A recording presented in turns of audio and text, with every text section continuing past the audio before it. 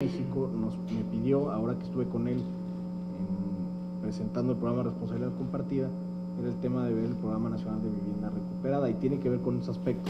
En primer lugar, lo de los 5 millones de viviendas es un dato que saca el INEGI y Coneval, y que se estima con base en las viviendas que no pudieron censar o que no encontraron a nadie en reiteradas ocasiones en las encuestas que hace el propio INEGI. Entonces es la cifra oficial y es con la que nos manejamos todos, porque es con la que se evalúa la política pública. Sin embargo, digamos, el Infonavit, al ser la mayor hipotecaria, se encuentra, o yo me he encontrado hasta hoy, que las viviendas abandonadas rondan los 500,000. Entonces tenemos que ver claramente, y por eso hablaba de que estamos en una arqueología verdadera de los números, porque parece que hay cosas que no coinciden, o hay cosas que tienen que ver con segundas viviendas, por ejemplo, donde el trabajador no la habita, está desocupada, y sin embargo el trabajador sigue al corriente de sus pagos con el crédito.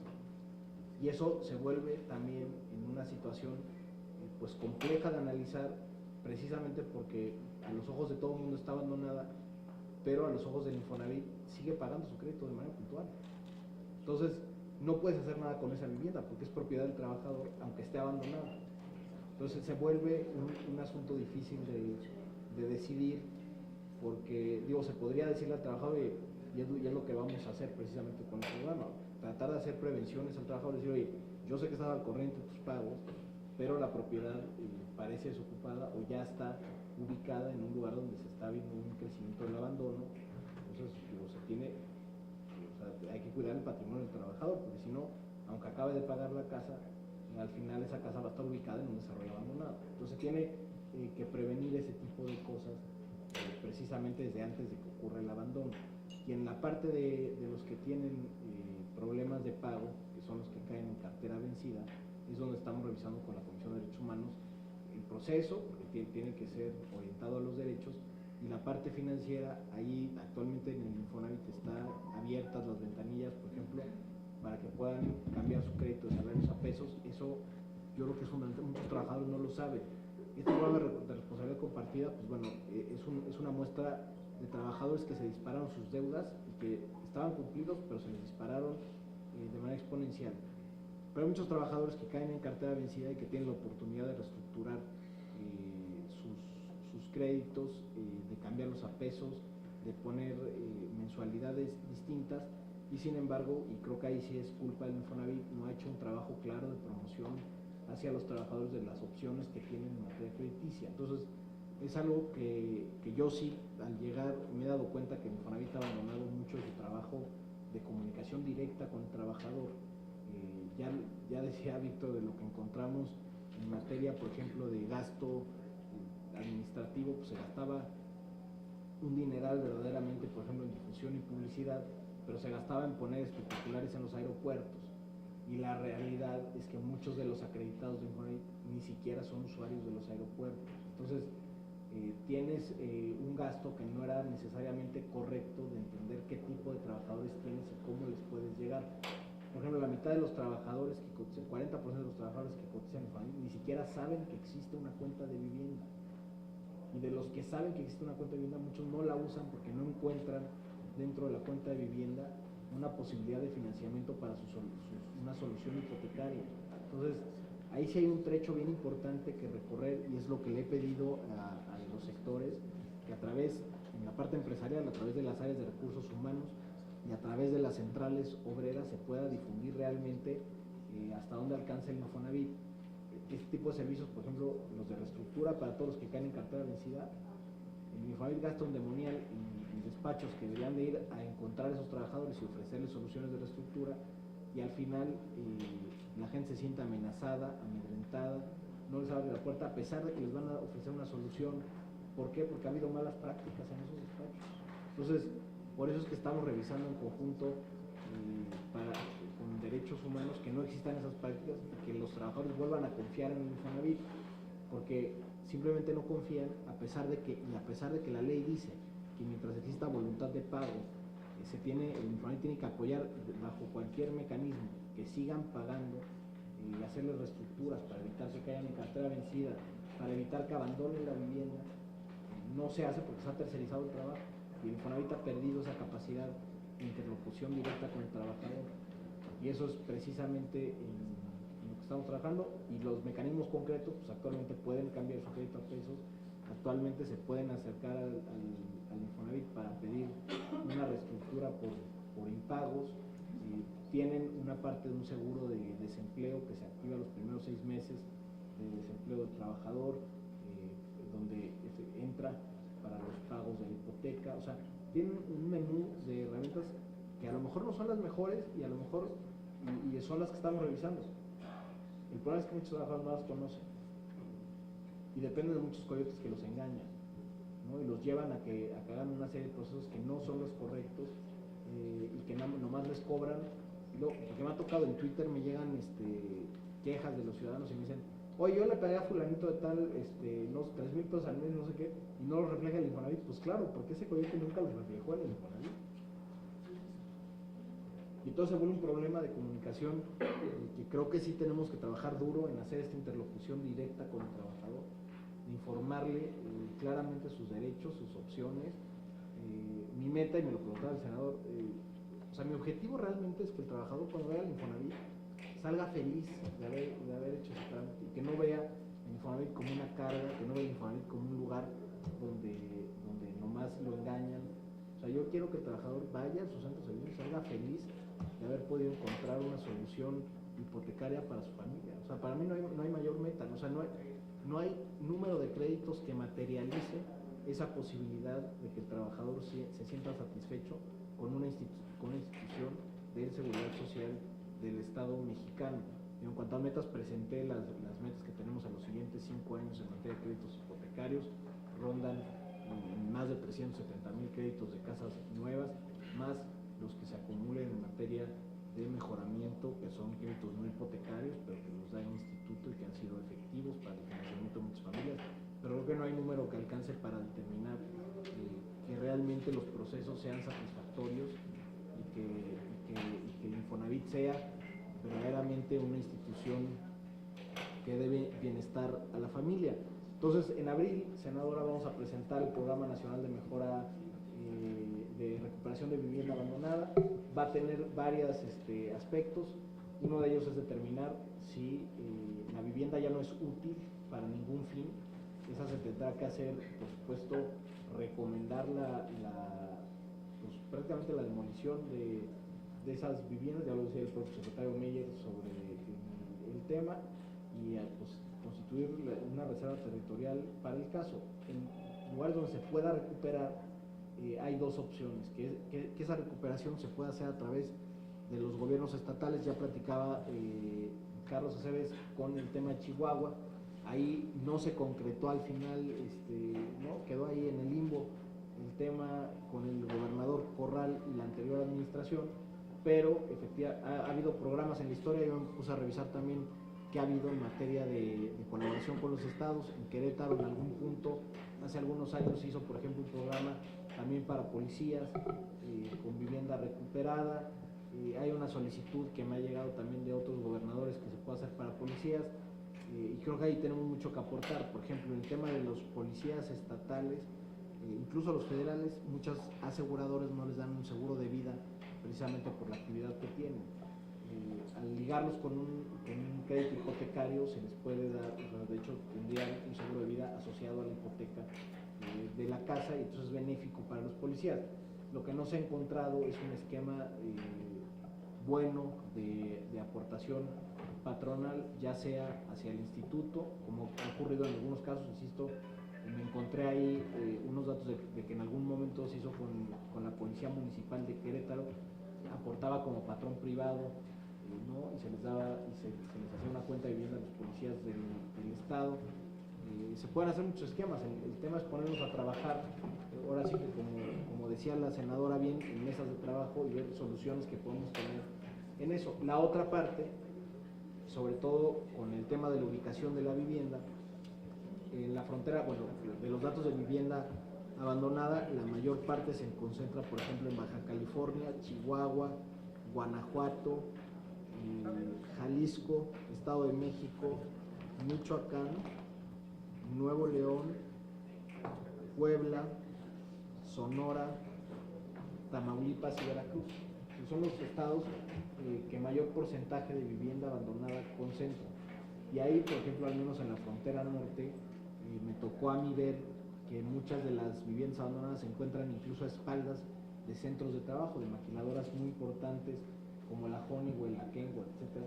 Entonces lo que tienes que ver es cómo constituyes con esos activos esa vivienda recuperada y haces algún tipo de alianza con las industrias y se puede recuperar en conjunto para darla como prestación a los trabajadores de esas mismas fábricas que están ahí. Entonces se puede hacer un esquema similar. Entonces yo veo esas dos posibilidades dentro del programa. Primero, determinar la utilidad de los bienes. Si no son útiles, recomendar su demolición. Si son útiles, ver estas dos vertientes. El trabajo con autoridades, con gobiernos locales, y la otra, el trabajo con el sector privado para que se puedan dar como prestación a los trabajadores. Creo que si caminamos hacia allá, y eso es lo que vamos a presentar en abril, va a ser muy importante para los trabajadores, porque se va a poder ofrecer soluciones de vivienda a buenos precios o en mejores esquemas de relación. Incluso vivienda en renta lo hemos pensado, ahí tenemos alguna restricción legal que tendríamos que analizar si sí o si no. Por ejemplo, el Infonavit no puede dar vivienda en renta, no queda estipulado claramente en su ley. A mi parecer se podría hacer a través de un vehículo financiero, pero se tiene que analizar jurídicamente. El FOBISTE, por ejemplo, en su ley y en la propia Constitución, el apartado B del 123 sí prevé el tema de la renta, y el apartado A del 123 no lo prevé. Entonces, digamos, en ese caso también sería pensar en homologar ambos apartados de la Constitución para que ambas instituciones tengan mayor amplitud en su mandato. Pero independientemente de eso, lo que sí es que, por ejemplo, con el esquema que les digo, con el sector privado, se podría constituir algún tipo de vehículo financiero donde sí se puede ofrecer en renta sin violar nada de las imposiciones que te da la ley. Entonces, es un programa importante que lo presentaremos en abril y que espero que me inviten en abril también para presentarlo ante esta comisión y profundizar sobre el tema de vivienda abandonada. Entonces, en eso estamos trabajando. Bueno, ya contesté el tema de dónde está la vivienda mayor tema de vivienda abandonada. Sobre el tema de Nayarit, efectivamente, senadora, podemos tener una mesa de trabajo. El secretario general de la institución es legalmente nuestro enlace legislativo y él podrá convocar la reunión y nosotros estaremos presentes ahí para la reunión de trabajo que se haga en Nayarit.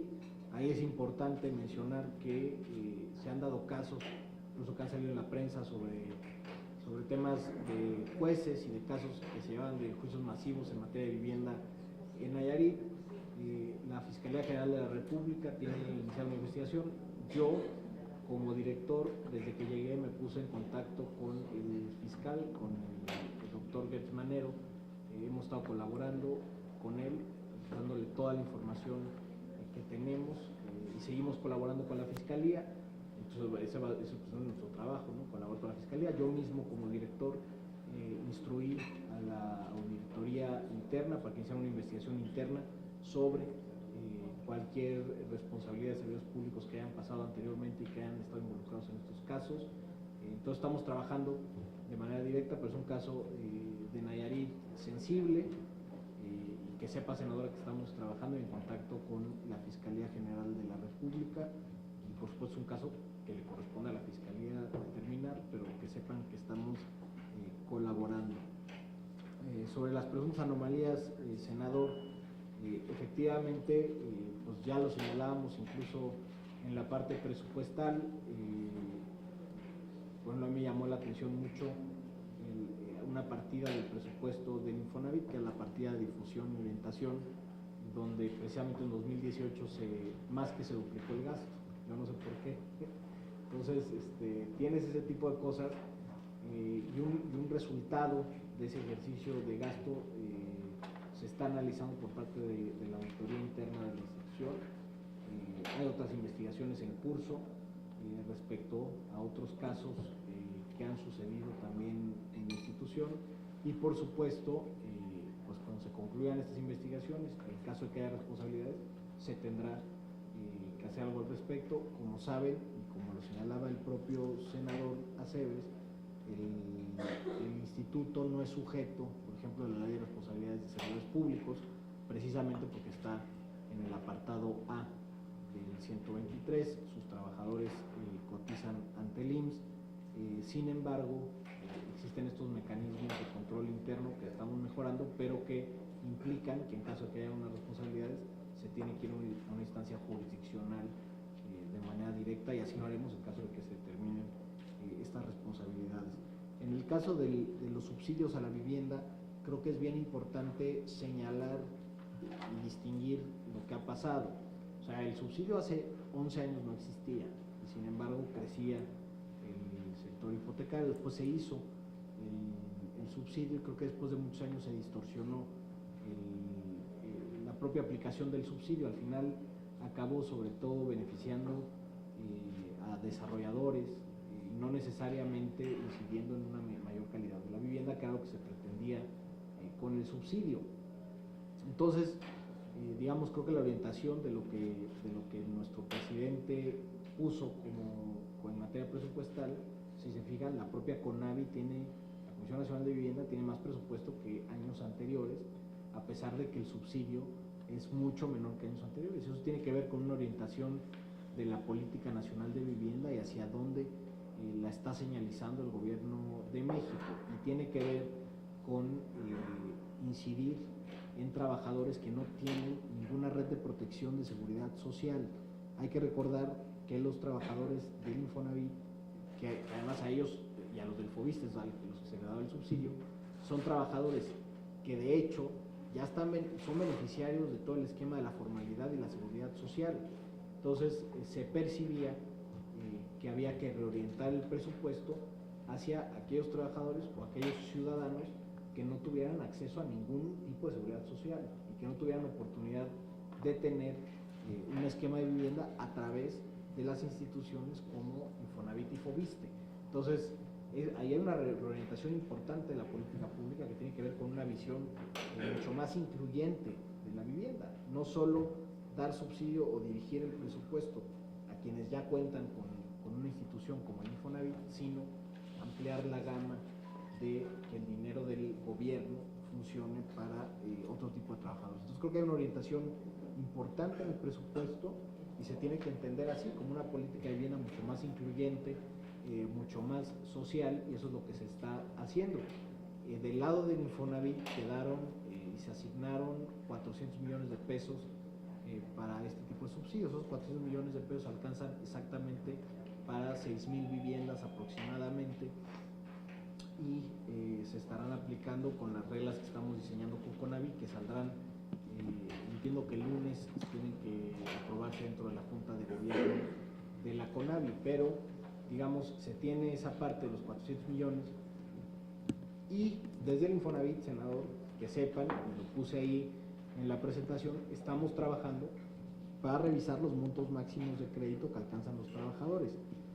Este trabajo obviamente lo estamos consensuando con ambas direcciones sectoriales, pero la lógica general de la política de montos máximos de crédito es precisamente que los trabajadores que ganan menos de 2.8 salarios puedan obtener mayor monto de crédito y obviamente un complemento al pago, que era este subsidio cruzado que les hablaba al principio, mucho mayor, para que se pueda hacer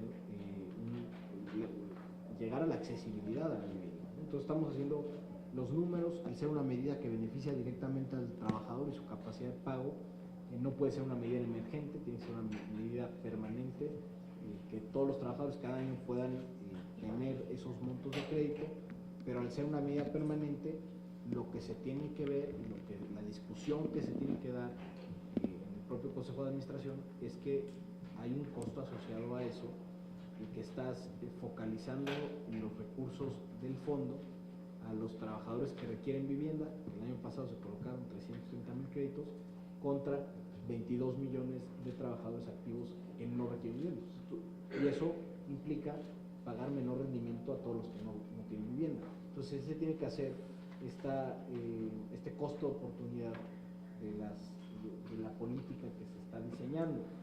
Lo estamos haciendo obviamente con toda responsabilidad, porque al final la estabilidad financiera del fondo incide en que puedas hacer ambos mandatos, dar más hipotecas y generar rendimientos al ahorro de los trabajadores. Entonces, que sepa, senador, que estamos efectivamente trabajando en cómo los trabajadores de menores ingresos pueden acceder a la vivienda sin necesidad de que existan estos complementos que venían por parte del gobierno federal, pero también entender que la orientación del presupuestal que propuso el nuevo gobierno